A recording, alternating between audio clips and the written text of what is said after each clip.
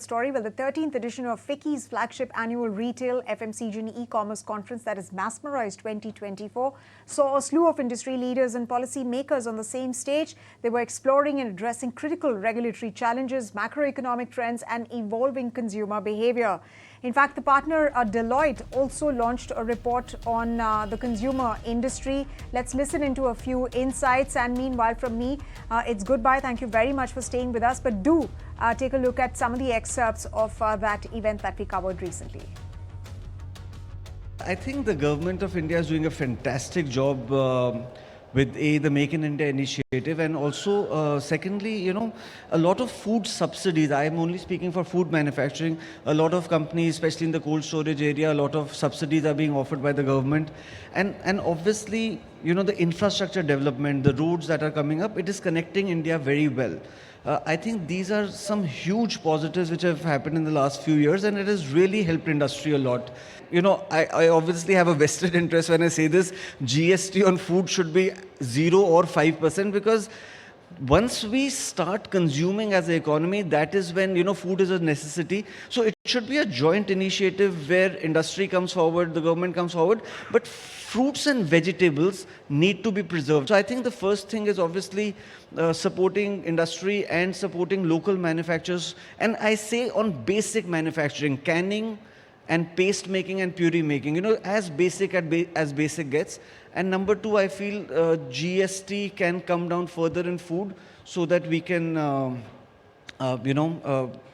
cater to a much larger audience. We actually need to create a lot of infrastructure to do so, whether it is warehouses or processing units or logistic infrastructure. Once that is done, and that requires government support, policy support. Once that is done, probably we'll actually be able to achieve what Viraj was saying. This wastage was happening since ages, but with the help of technologies, now we come to know. And we have the access to the data, and all these things actually come to the notice. And the technological developments are enabling a lot of startups to actually start these initiatives. As far as PLI, etc. is concerned, that has really helped. That's the difference between us and China, where they have grown the manufacturing in leaps and frogs, whereas we had been, I think, lagging behind on manufacturing. PLI and all Make in India schemes has really helped us to actually start thinking into manufacturing. Earlier, there was no even, the manufacturing in India was not even the thoughts. So it has now manufacturing thought has become central in last few years. The use of Indian platforms and Indian technologies can actually go global, and starting with even platforms like UPI, which the government is now kind of providing as a basis for global payment systems to come in. And I think there is obviously this big theme of China plus one coming into the entire ecosystem. I think there is a much larger scope for Indian, not just Indian products, but Indian platforms also to take shape or to be involved in a larger global perspective.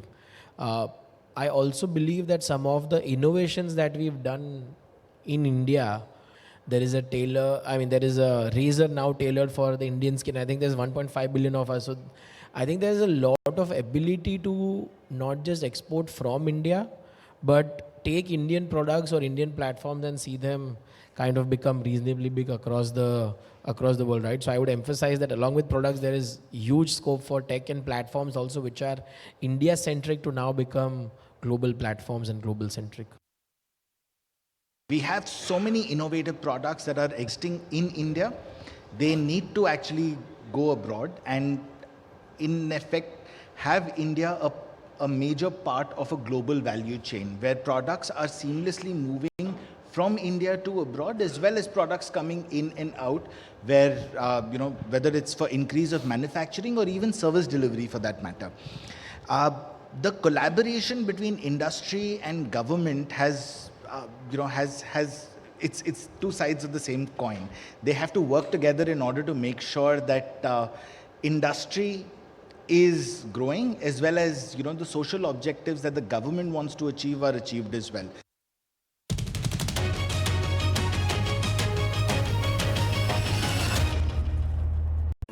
If you like this video, then like, share and subscribe to ET Now.